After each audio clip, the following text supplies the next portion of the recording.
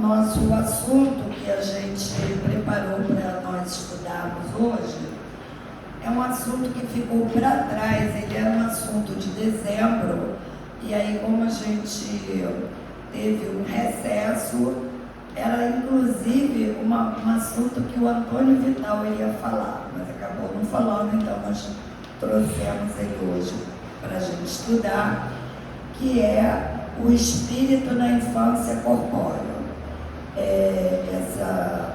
Esse tema está lá no Livro dos Espíritos, no capítulo 7 da segunda parte, questões de 379 a 385. Bem, a doutrina espírita nos diz que os espíritos são princípios inteligentes que foram criados todos iguais, simples e ignorantes, ou seja, sem conhecimento algum, com a finalidade de irem se esclarecendo progressivamente até chegarem à perfeição e se aproximarem do Criador. Ao atingirem essa perfeição, encontrarão a felicidade.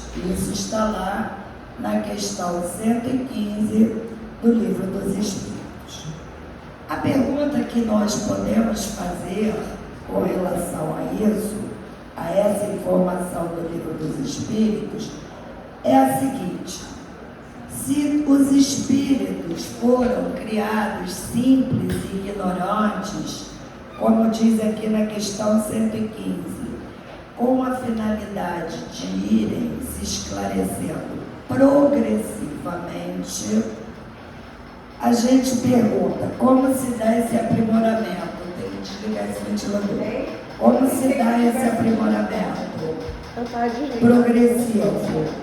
É possível se alcançar a perfeição em uma única existência corpórea?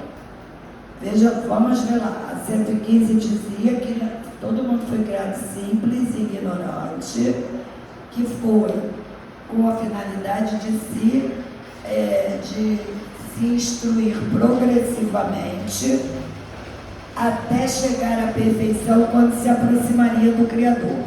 É possível se chegar à perfeição em uma única vida corpórea?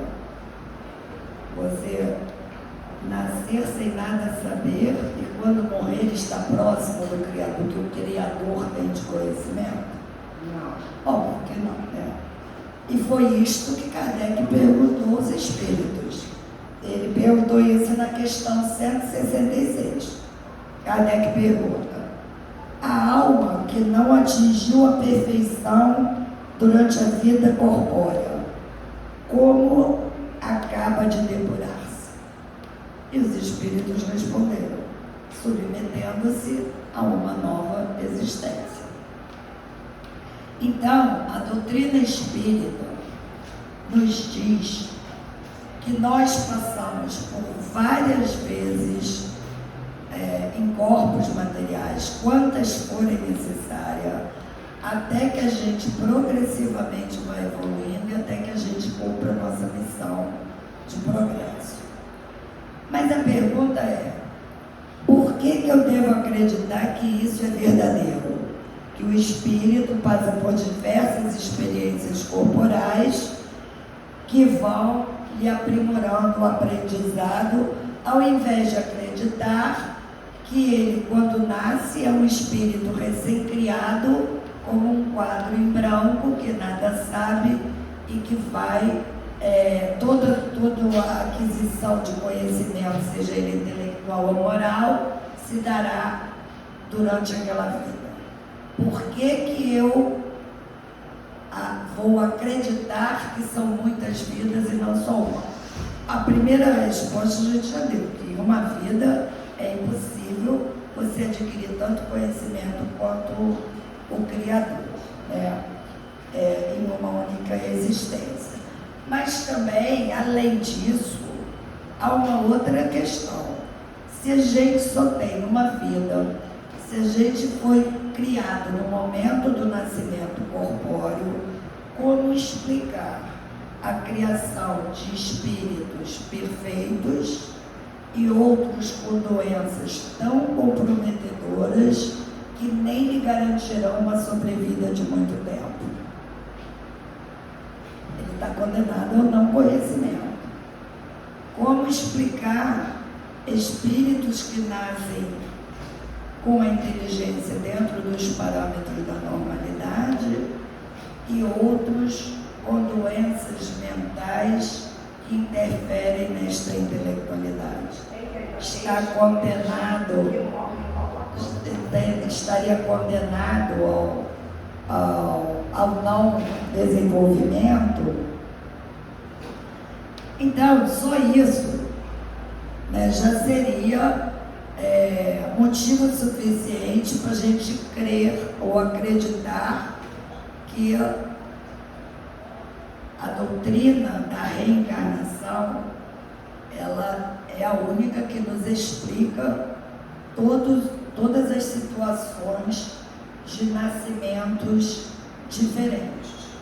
Mas, além disso, cada vez mais provas materiais e irrefutáveis apontam na direção de que o ser humano não é um quadrinho branco quando nasce e que vai sendo preenchido ao longo da sua vida. E que provas são essas? Basicamente são duas provas. Uma são as ideias inatas. O que são ideias inatas? Inato é aquilo que não pertence ao nascimento. A pessoa já nasceu com aquilo, né?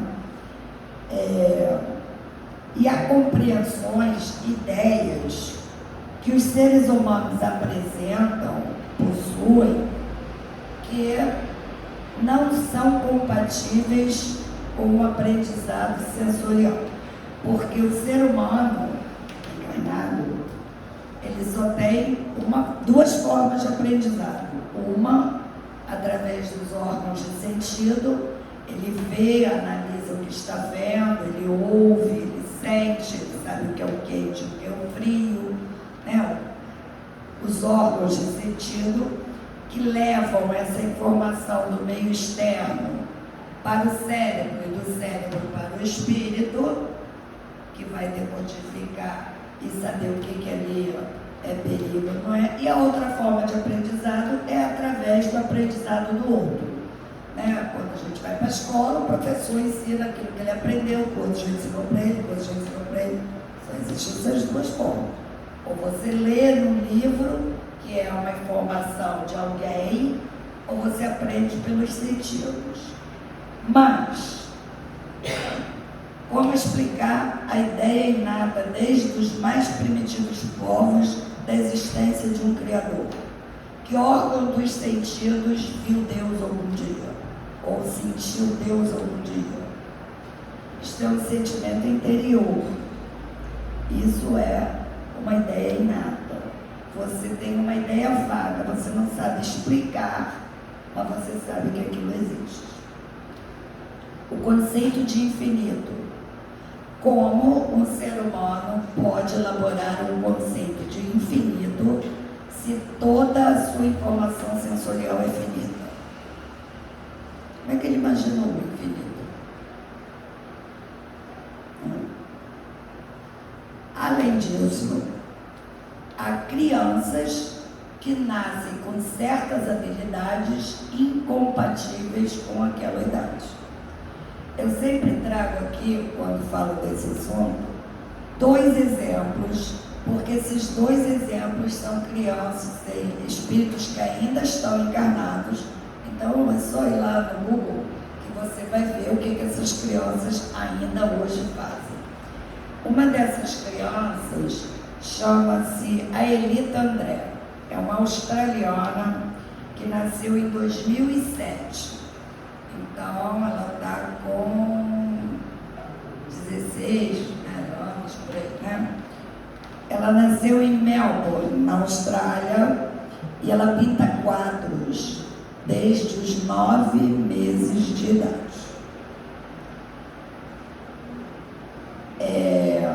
Com 2 anos de idade, ela vendeu os seus primeiros quadros numa galeria lá de Melbourne, sem que fosse informado o autor da pintura, né? E a exposição se chamava Prodígio de Cor, essa que ela tinha 2 anos de idade. Aos 4 anos de idade, os quadros dela foram para a Ágora Galeria em Nova York, nos meses de abril a junho de 2011. Todos os quadros foram vendidos, alguns deles ao preço de $10 mil. E a criança tinha 4 anos de idade. Hoje ela com 16 continua pintando, continua expondo. A mais recente exposição dela aconteceu em 2021, de janeiro a março, em Nova York, na Walking House, sob o título Sons do Universo. E os quadros foram vendidos a partir de $2 mil, sendo que um deles alcançou o valor de $140 mil. Uma criança. Então, ela não aprendeu a pintar com ninguém, ela não frequentou nenhuma escola de arte. De onde veio esta habilidade? Se não do espírito que ali habita aquele corpo.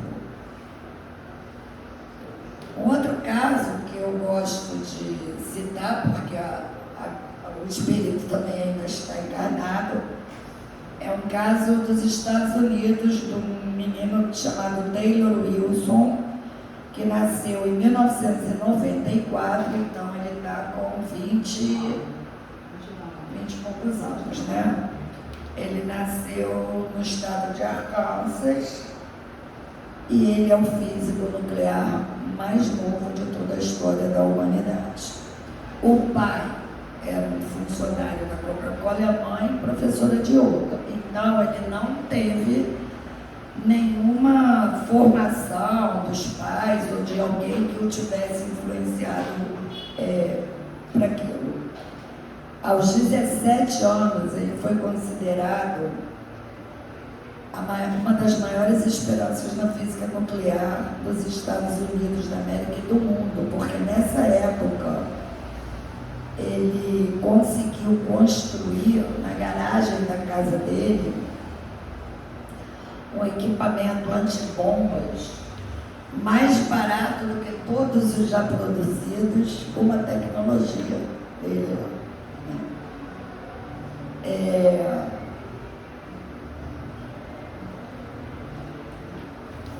Aos 19 anos, ele foi contratado para fazer parte dos quadros do Departamento de Defesa dos Estados Unidos da América.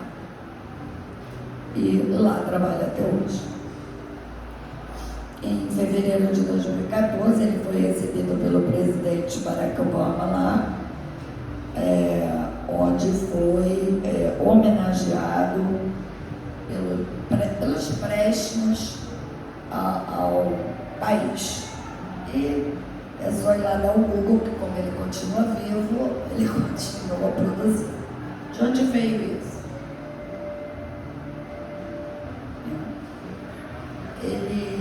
Eu anotei aqui de ver quando é que ele entrou. Ele foi ele entrou na Universidade de Nevada, com 17 anos, onde a média para entrar é de 9,9 pontos num total de 10. É uma escola de superdotados. Ele aos 17 anos entrou para lá. Então a pergunta é: de onde vêm essas habilidades? Se a pessoa nasceu como um quadro em branco, ninguém ensinou isso para elas. Elas nem teriam acesso, por mais acesso que tivesse. Por mais que aquela criança ainda ficasse vendo só desenhozinho de arte, ela não chegaria a ser um prodígio de arte, que é até os dias de hoje. E muito menos esse menino. Tem muitos outros. sempre existiram. Beethoven é um deles, tem vários. Eu só trouxe esses porque eles estão encarnados e continuam aí, é fácil da gente pesquisar a vida deles, né? Então, isto por si só já seria algo para a gente desconfiar de que essa criança trouxe uma bagagem. Mas, além disso, disse que há duas provas irrefutáveis. A outra prova são os relatos de encarnações passadas, que é cada vez mais frequente e cada vez mais comprovado.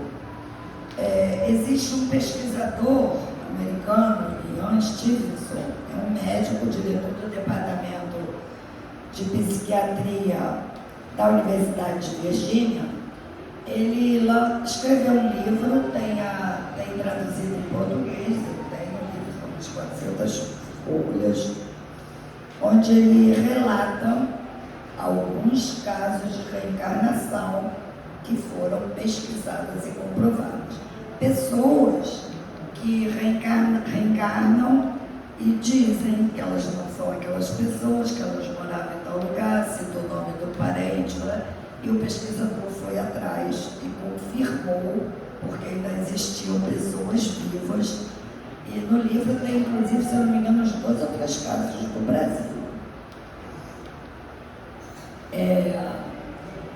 As pessoas que fazem o estudo com a gente estudou já sobre isso, e eu recomendei, lá no YouTube tem um filme que é A Vida de Maika. Maika era foi feito um filme do livro, do caso, era um caso de comprovação de reencarnação. Essa menina indiana, ela nasceu numa aldeia de pescadores. E a escola era uma escola cristã, né? E a menina dizia que o nome dela não era aquele, que ela não sabia o que ela estava fazendo ali, que ela era da cidade X, que o marido dela estava esperando ela, e o padre, de tanto ouvir aquilo, resolveu ir lá na tal da cidade para provar. A intenção dele era provar que aquilo era uma fantasia da criança. E ela dava detalhes da construção da casa, onde era, o nome da rua. Aí o padre foi lá, sozinho. Chegou lá, encontrou o marido. Era uma reencarnação de curto período entre a desencarnação e a encarnação. Encontrou o marido, casado com outra pessoa. Encontrou todas as pessoas que ela falou. E quando ele, o padre, falou para as pessoas o nome que ela dizia ter, todos diziam ter sido a viúva do outro. E aí é muito interessante esse filme. O padre acaba levando a menina lá, e só depois que ela foi lá, ela se libertou daquela reencarnação passada e pôde continuar a vida dela de uma nova encarnação, porque ela estava presa naquela reencarnação no passado. Aí chegou lá, viu que o marido já estava com outra, enfim, ajeitou lá os ponteiros, né, e conseguiu seguir à frente. É muito interessante, está lá no YouTube. É a reencarnação de Manica. Acho que eu falei o nome errado. É Manica. Mas o nosso assunto hoje não é sobre reencarnação, né? É sobre o espírito que habita o corpo infantil. Esse preâmbulo é importante para que nós possamos entender que o espírito que habita o corpo infantil pode ser mais antigo que o espírito dos próprios pais daquela criança, né? Ele não é um espírito recém-criado.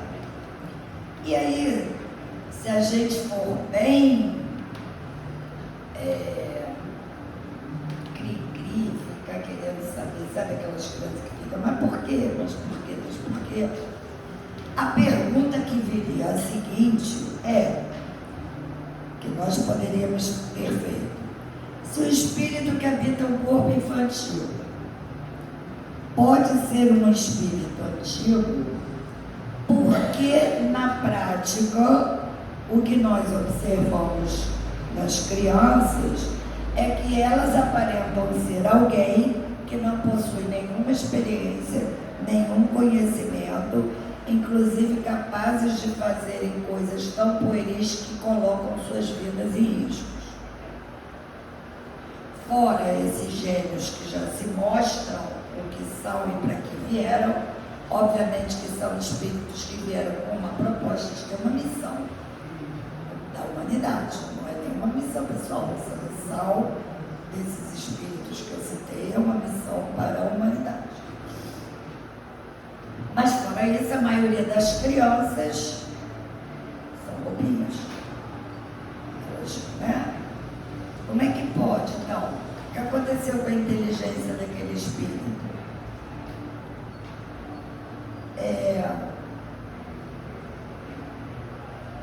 Mais uma vez a doutrina vem em nosso socorro e informa na questão 380, que Allan Kardec também pensou nisso e perguntou aos espíritos, porque Allan Kardec era aquele. Allan Kardec perguntava e ia perguntando até que o assunto fosse totalmente solucionado. Então ele também perguntou isso. E aí os espíritos responderam que isto acontecia porque os órgãos materiais responsáveis pela expressão do espírito ainda não estavam totalmente desenvolvidos e não conseguiam transmitir o pensamento do espírito de uma forma coerente para aquele cérebro, aquele sistema nervoso central de informação. Óbvio que eu falei dos superdotados, mas os superdotados, os dois que eu citei o exemplo, todos eles são QIs fora da linha. Eles não têm o cérebro como na maioria da população. Aquele cérebro foi desenvolvido e ele é mais desenvolvido desde o nascimento. Tá? Mas a maioria dos seres humanos, né, é isso que acontece. Mas aí a gente também podia fazer uma outra pergunta, mas olha aqui, a gente não aprendeu que quando a gente dorme, o espírito se desprende e ele em espírito vai estar em outros lugares? Se aquilo é um espírito antigo, isso deve acontecer com aquele espírito da criança também. E a criança, quando acordasse, iria relatar aqueles sonhos, que não é o que acontece. Poucas crianças relatam o sonho estapafúrdio, a maioria relata o sonho com o amiguinho no colégio, o sonho, né? Algumas crianças têm muitos pesadelos, mas ela não sabe expressar o que ela sonhou, né? E aqui, sem nos alongarmos muito no assunto, porque é um assunto extenso, a gente precisa entender como que a ciência atual compreende os sonhos. De acordo com a ciência atual, durante o sono, há duas fases de atividade durante o sono. Uma é uma que eles chamam de uma atividade de rápidos movimentos do olho, que em inglês é REM, que corresponde essa fase aos sonhos vívidos. Isso é medido em encefalogramas, tomografias, né? Durante essa fase REM, são quando existem os sonhos vívidos. E que o eletroencefalo registra as ondas cerebrais semelhantes às ondas da vigília, ou seja, de quando você está acordado. E existe uma outra fase do sono, onde não há sonho vívido. E esta mesma ciência diz que no recém-nascido, durante o sono total de um recém-nascido, 60% da atividade é sono REM. Ou seja, 60% da atividade do sono de um recém-nascido são sonhos vívidos. Enquanto no adulto, essa percentagem cai para 25%. E isso é explicável pela doutrina espírita. Porque naquela fase em que o espírito está menos apegado àquele corpo, menos integrado àquela composição corporal. Então ele mais facilmente se desprende, mais facilmente ele tem sonhos vívidos. O restante das fases de sono, que não são do sono REM, eles dão origem a dois tipos de sono. Dois tipos de sonho. Que são sonhos da preocupação do nosso próprio cérebro. Você vai dormir preocupado e sonha o motivo daquela preocupação. Esse é um tipo de sono. Você viu um filme de terror e sonha contigo o filme de terror, ou alguma coisa parecida. São registros, memórias cerebrais. São esses sonhos fora da fase REM. E o outro tipo de sonho, para a ciência, acaba aí. É esse ou os sonhos vívidos. Na doutrina espírita, Martins Peralva dividiu os sonhos em 3 tipos. Esses sonhos comuns, sonhos reflexivos, que são sonhos em que há um desprendimento do espírito, mas ele não se afasta do ambiente onde está o corpo. Então, são imagens registradas, sonhos são imagens registradas no cérebro ou de lembranças recentes daquele espírito, do que ele está vendo ali. Somente os sonhos onde há desprendimento total do espírito é que corresponde aos sonhos vívidos. Mas isso é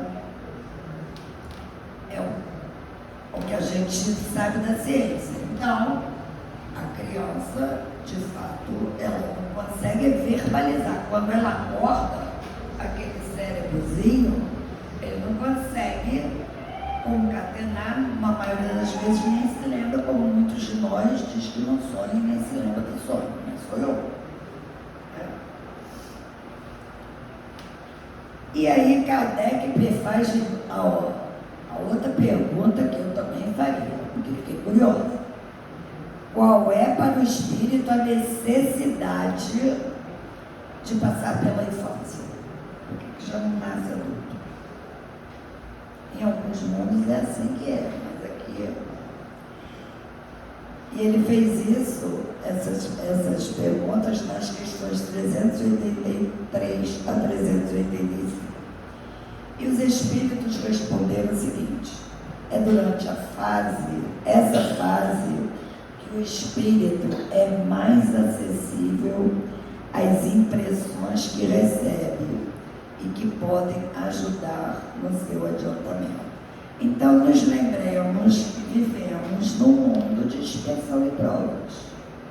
Reencarnamos para aprender. E muitas vezes precisamos de alguém que nos oriente. Né? Inácio Ferreira, num livro chamado Dimensões da Mente, lá no capítulo 8, ele diz que ao reencarnar, o espírito passa a viver sobre tríplice influência. Ele tem a influência do meio dos encarnados, do meio exterior, do meio que ele, direta do meio que ele passou a viver, a influência dos encarnados. Ele tem uma influência indireta dos desencarnados durante o sono e os espíritos desencarnados ao redor. E ele tem a influência do seu próprio passado. Então, a influência do meio dos encarnados em que ele passou a viver, né, é maior durante, como os espíritos disseram, é maior durante a infância. E então é durante a infância que aquele espírito tem maiores capacidades para absorver aquilo que está lhe sendo ensinado. Por quê? Porque menor é a influência das suas vidas passadas. Enquanto aquele sistema nervoso central está se desenvolvendo, ele está mais ligado ao mundo externo. Então, o que nós deixamos uma criança assistir na TV, no celular, o que nós orientamos uma criança, a responsabilidade dos pais é muito, e a influência que esses pais podem exercer numa criança é muito maior do que a maioria dos pais imaginam. Porque são esses pais que vão começar a colocar os conceitos morais na criança, que vai lá e belisca o coleguinha, não pode beliscar o coleguinha, vai lá e pede desculpa. Tem criança que não pede. Tem criança que de vez em quando mostra o espírito que é. Meu neto mais velho, uma vez eu deixei ele 1 hora, você acredita se quiser, de castigo para pedir desculpa ao irmão. 1 hora. Porque ele se recusava. E a mãe morrendo de pena. Ai, coitadinho dele, ele não entende. Eu falei, claro que ele entende, é o orgulho que não permite ele chegar aqui e pedir desculpa. Depois de 1 hora, aí ele vinha e falava assim, que eu falei para ele, tu tem que pedir desculpa, eu não vou mais fazer isso. Aí ele vinha, desculpa, eu falei, não, não é só isso não. Aí ele, mas ele se recusava a pedir desculpa. Aí ele voltava para lá, chorava. Até que depois de 1 hora, ele pediu desculpa, virou para mim e falou assim, eu tenho um problema. Eu falei, eu sei, já vi, não precisa nem me dizer qual é.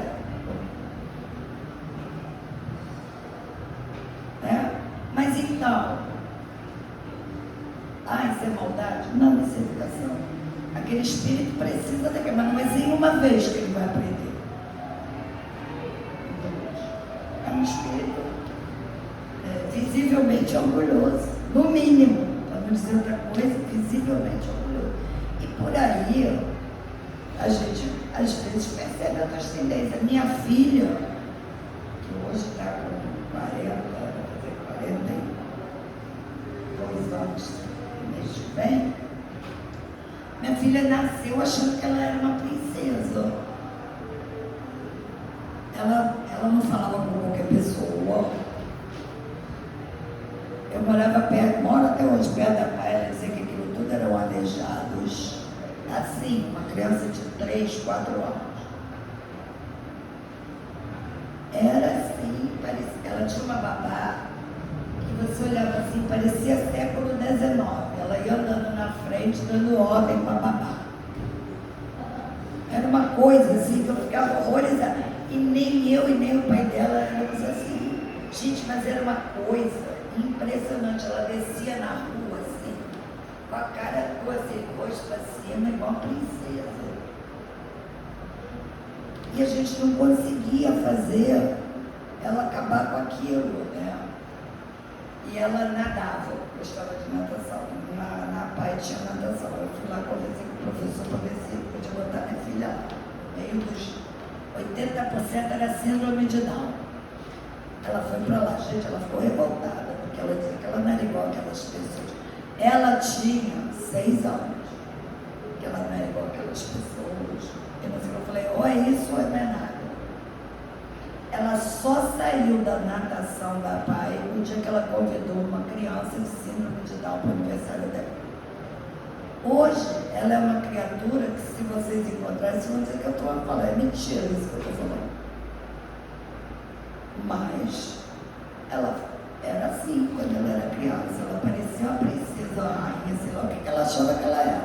Ela dizia que ela não tinha nascido pobre assim, ela verbalizava isso. Ela não nasceu pobre. Um dia eu ameacei ela que se ela não comesse, que ela não comia. Ela ia passar uns tempos no Morro do Salgueiro para ver o que era passar fome. Ela virou para mim e falou assim: eu não nasci pobre e não vou viver com pobres. Foi a resposta que ela me deu.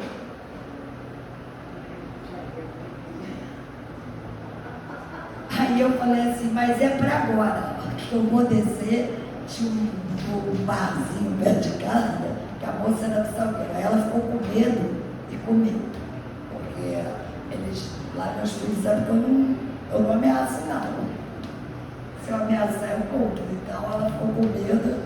Então, assim, é nessa fase, não quer dizer que você vai conseguir, porque também a gente conhece muitos exemplos de pessoas que têm 2 filhos, que criou igualzinho, e que um foi para um caminho e outro foi para outro caminho.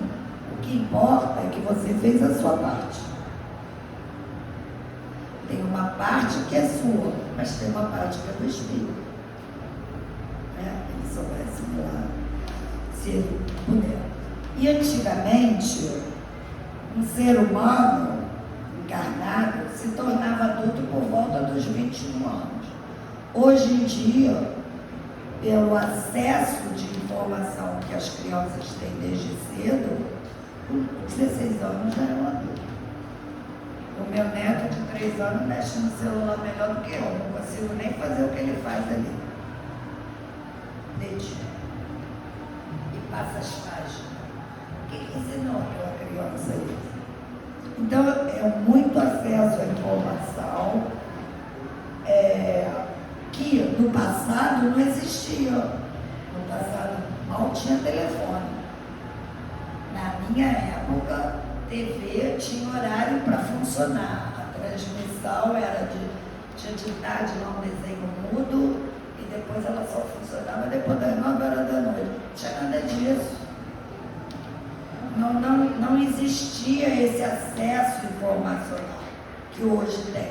E esse acesso vai construindo o conhecimento daqueles espíritos cada vez mais cedo, né? A escola, a gente só ia para a escola com 6, 7 anos. Hoje, com 11 meses, eu quero essa creche, até com menos do que isso. Então, até os 6, 7 anos, a gente só vivia onde? Só via pai, mãe, irmão e os vizinhos, olha lá. Hoje, esse espírito tem convivência com outras pessoas, então ele sofre outras influências, boas ou mais. Competem aos pais ficarem de olho, né? Então, hoje em dia, esse tempo reduziu muito, né, o amadurecimento do ser humano. E aí, quando vai chegando mais para frente, mais chegando na adolescência, aquele sistema nervoso, todos os órgãos, né, já estão desenvolvidos. E é aí que a influência do que eu fui no passado começa a chegar mais fortemente. As personalidades que tive no passado começam a construir a personalidade que eu hoje terei. E se durante a infância não foi uma boa orientação, e aí, no nível de evolução espiritual que nós estamos, né, hábitos nocivos arraigados em nossas mentes por séculos, como mentir, tirar proveito das pessoas e de situações, só se importando consigo mesmo, julgar o outro, a ilusão de ser superior aos demais, porque a gente tem tudo isso, né? Agora, serão os desafios a serem enfrentados por aqueles que descobrirem que precisam evoluir. Não é fácil nos desvencilharmos dessas lembranças do passado, ainda que inconscientes, das posições de poder que tivemos, das lideranças que empreendemos, das riquezas que possuímos e como delas tiramos proveito e como agora não mais estamos nessas posições. Há espíritos revoltados com a minha mulher porque não tem mais o poder, porque não tem mais a riqueza. Ela ainda era criança, acabou, conseguiu se libertar daquilo. Mas a gente vê adulto que só se vitimiza, adulto que só acha que assim, no trabalho só é promovido os outros porque todo mundo tem perseguição com ele, né?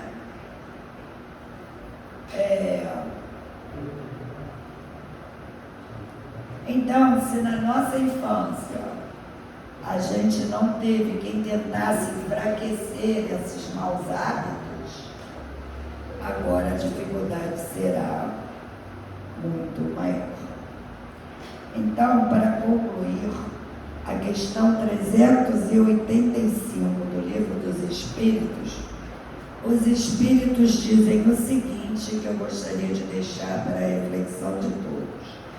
Deus envia os seres a novas existências, dando-lhes todas as aparências da inocência, para que não possam ser acusados com demasiada severidade e para que seus pais possam lhes dar o amor e proteção necessários ao seu desenvolvimento, pela consideração da fragilidade que apresentam. Já imaginaram se um assassino ou uma pessoa desses que a gente conhece na história chegasse na infância e a gente reconhecesse? Ah não, a gente acha que tudo que é criança é um anjinho. E a gente tem que achar isso mesmo, que é para poder dar carinho.